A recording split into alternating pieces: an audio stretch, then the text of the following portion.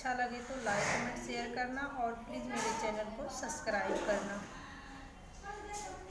माई हो कहाँ भरा बासी से जाला,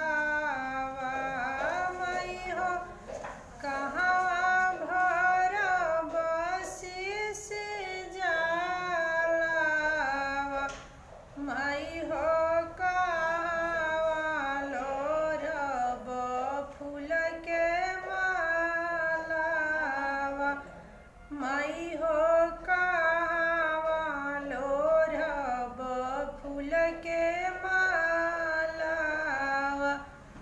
बेटी हो गंगा भरी हसी से जाला, बेटी हो गंगा भरी हसी से जाला, बेटी हो बगिया लोरी ह फूल के माला, बेटी हो बगिया लोरी ह फूल के माला।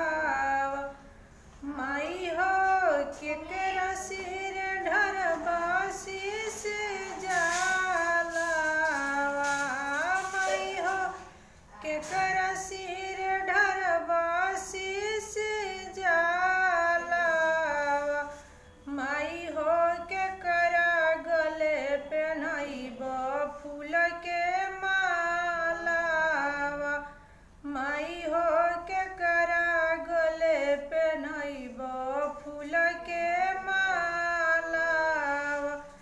बेटी हो शिव सिर ढरी हसी से जाला, बेटी हो शिव सिर ढरी हसी से जाला, बेटी हो शिव गले पहनाई ह फूल के माला, बेटी हो शिव गले पहनाई ह फूल के माला।